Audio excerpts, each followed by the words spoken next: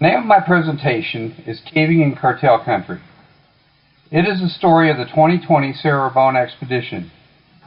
This narrative only hints at the degree of cartel violence in the area. This is a small sample, a snapshot, if you will. The Cerro Bone is located in north-central Oaxaca, Mexico, just east of the large lake you see in the upper middle screen. It's near Huautla and Cheve. The Cerro Bone is a limestone massif uplifted to over 2,000 meters in elevation. It receives approximately 6 meters of rainfall annually. This is a topographical map of the section of the Cerro Bone. Note the many large sinkholes. So our story begins in early 2019 when I met Tatiana Lopez, pictured here in the white shirt. She was at the Rio Uluapan. Tatiana was the director of tourism in Jalapa de Diaz. She happened to be interested in cave tourism. We were led to several of the caves in the area. Tati also introduced us to her boss, Presidente Arturo Vasquez Garcia. My first impression of him is that he was a very nice family man. He gave us gas vouchers to get around and even fed us barbecue at his home. He wrote us a letter of invitation for a 2020 cave exploration project in Jalapa. Locally, Arturo built this stadium and park complete with a community center, running track, gym equipment, basketball courts, and even a horse racing track. He also expressed an interest in having my wife teach English in Jalapa de Diaz, and he earmarked funds just for that position. With the invitation letter in hand, we were excited. We put together a 2020 expedition logo shown here, t-shirts, found sponsors, and reserved cabins. During this time, over 40 cavers expressed interest in attending. Our logo was preserving the past, exploring the future, shown on the shirt. Fortunately, the day we were scheduled to leave for Mexico on an earlier expedition to Quintana Roo, we received word that the president of Jalapa had been arrested. Tatiana insisted he was innocent. In fact, he was released less than a week later. Arturo had planted a secondary video camera on his property, which proved dirty cops had planted evidence in his house to frame him. So as far as our agreement with Jalapa de Diaz, we committed to work with a Mexican group of cavers to present classes about caves, and talks were given on geology, pre-Hispanic archaeology, and bats.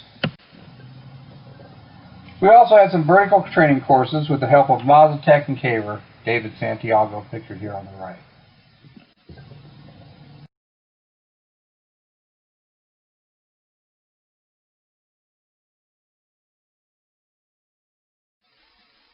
Pictured here is Aaron Zump and C. Ray from the Mexican caving team after visiting Cueva San Tomas. This was a stream resurgence cave that we surveyed, and we also that day went to visit a pit. However, none of us brought our vertical gear, so we just did a looky bit.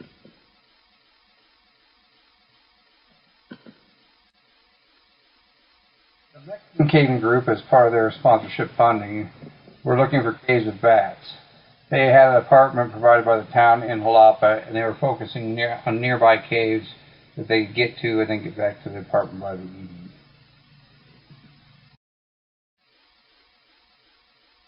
Our plan was to get back to one of the leads we were shown in the spring of 2019.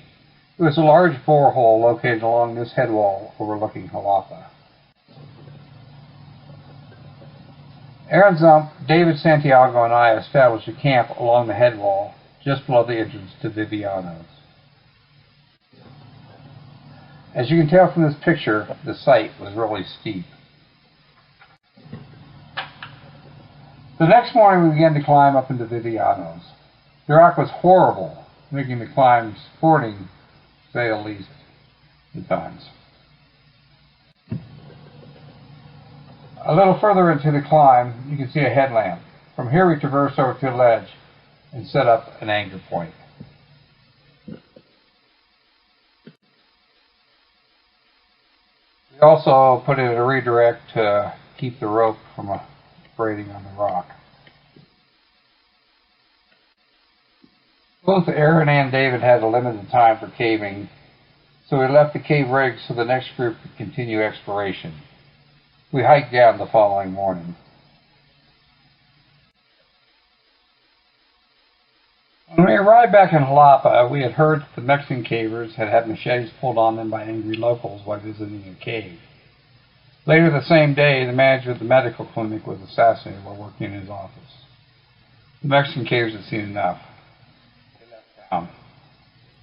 We had still hoped to continue exploring Vivianos and other caves, but it was Christmas week, so we planned to return after the holidays. Unfortunately, on December 23rd, while hanging decorations at a Christmas party at the Family Development Center, the president and the town treasurer were assassinated. Tatiana was sitting across the table in Arturo when he was shot multiple times. She was thrown to the ground and repeatedly kicked. This caused widespread fear and panic both locally and abroad. One caver's wife begged me not to allow her husband to participate on the expedition because she feared for his life. Soon we had more cancellations than attendees. The next few days were spent at my house soaking it all in. Everything was uncertain at this point. Tommy Kleckner showed up and we got permission to return to the DD rig and retrieve our gear. This is David Santiago Valentin, one of our guides at the entrance to Vivianos. And Tommy Kleckner going up to get gear. Survey shot and looking out. This is Tommy Kleckner retrieving some gear. After about a week, Tommy wrapped up the trip with us and went rock climbing. Other cavers were planning on coming soon and bringing donation money for school supplies. Although there had been weekly, even daily violence in the region, it appeared politically motivated and not at all related to cavers. Tatiana, however, was nearly ready to quit. She wanted to fulfill her side of the bargain with us and allow the expedition to continue. She was scared. We reached an agreement that we'd hire local Sherpas and provide 2 communities with school supplies. Additionally, Tatiana would provide one trusted local to accompany us to the cave and remain during our stay. We then made plans to hike up on January 8th. On January 8th, the morning of our departure, we met Ishmael. This is Tatiana's brother. His day job is at the municipal, but he also ran a catering service. She chose him to be the one who camped with us, but he didn't even know about her decision when he first arrived, so he had to turn around and go back home to get blankets. Here's where we begin the steep hike up, and that's Ishmael up front of the burros. This is Marion Zeman and Tony Akers hiking up, and Ron Adams. We decided to place camp in a flat area below the cave as opposed to the steep right next to the cave. And the first night I loaned Ishmael my tent, and I slept in a bivy sack that I had brought. That night Ishmael had a nightmare that death was sitting on his chest, crushing him. I found out later that my wife had a nightmare that same night in which a snake appeared and told her, "You die or the boy dies." Ishmael decided to spend the remainder of the evenings at his home, but would hike up every morning early and meet us. This is Ishmael learning knots. He learned 6 knots in one day, and he knew them. He also learned some vertical. In fact, he became part of our group or family and was soon caving with us. This is Aida climbing up into Vivianos. This is a nice shot for scale with Ishmael, Tony Akers, and Brand, I believe that is, up top. This is looking out from the ledge. Rand doing survey. Marion keeping book. Aida on the second pitch. Tony higher up on the second pitch. Then the second pitch ends in a standing replay. Kind of go through a kind of crawl where you're up on rope because it's still a long ways down. You pop out next to this guy. He's called the Dragon. And the Saida in borehole. Here's another borehole shot with multiple flashes.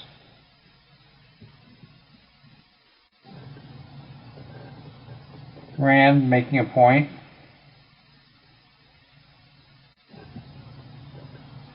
Simon Akers at the top of the borehole. The borehole actually shut down on us. His dad, Tony, looking on. There was one lead in the back of the borehole, so we decided to set up an anchor and try climbing up to it. So we did climb, but it did not go. This is Rand rappelling back down the borehole. Several days were also spent hiking along the head wall, searching for caves. This is Simon Akers in the wood/banana field. And Marion next to a nice tree. Here we have Ron Adams showing the group of locals some of the pictures that you're looking at now.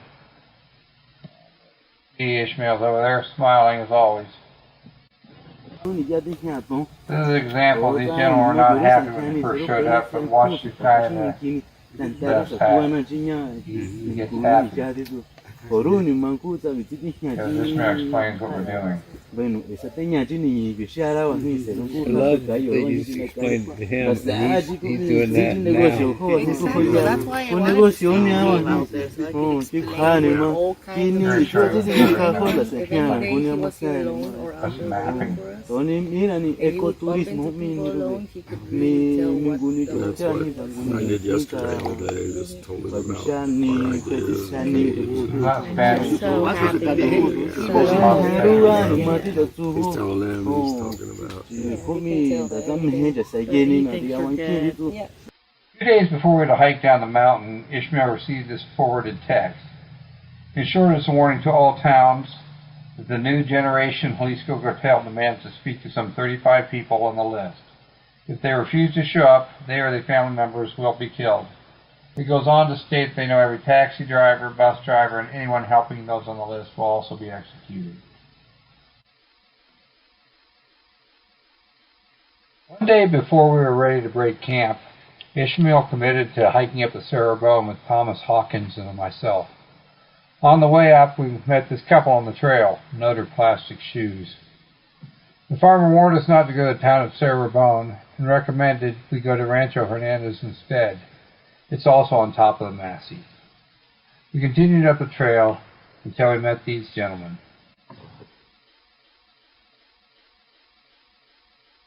Not exactly these guys, but on the trail coming down were two men with assault rifles and bandoleros. We all froze for a very, very tense moment. The younger man on the right had death in his eyes and would have soon killed us given the signal. Luckily for us, Ishmael recognized the older man, someone he grew up with. After a hug and the same advice, don't go to the town of Cerro Bone, both parties continued in separate directions. This on top where the trail splits, left to the town of Cerro Bone. On the right is a path to Rancho Hernandez. Note Ishmael's toucan-headed slingshot. This on the top, looking at nice karst features near Cerro Hernandez. This looking back towards the openness out down below. The photos by Thomas Hawkins. And the next day after this, we broke camp and headed out. A few days later, we gave out school supply packages for 260 kids. Several people, including Ishmael, gave speeches, and it was filmed by a local radio station. This same day, this headline was the one that made the newspapers, though.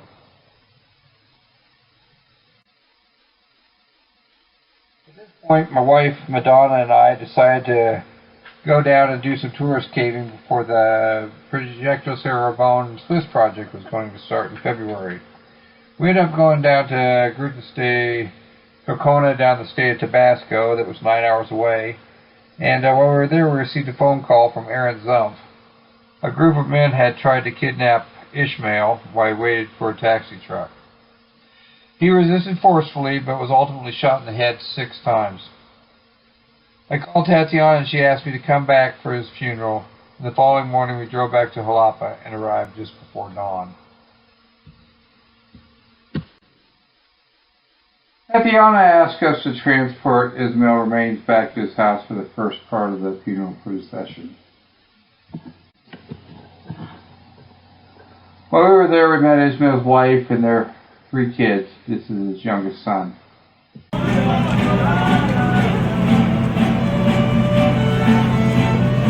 This is the second part of the funeral procession, transporting Ismail from his house to where they begin. Area.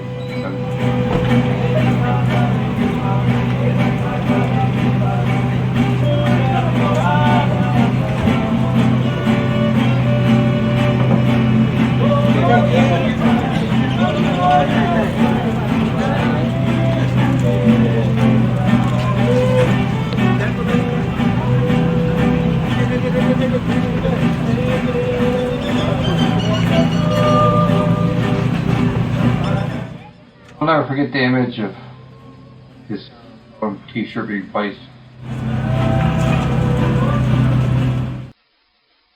We will probably never know exactly why Ishmael was killed. We cannot absolutely rule out the possibility that it had something to do with his relationship with cavers. Perhaps cartel members did not like him working with us in their area. Maybe locals thought he was helping us steal gold from the caves. Possibly had nothing to do with this at all. Why is no longer as important as who. Not who committed the crime, but who Ishmael was to me. He was a brother whose energy and enthusiasm shine brightly in his smile. He was a member of my family for a brief moment in time. He was a caver who found his true passion for exploration only moments before he was taken away from us.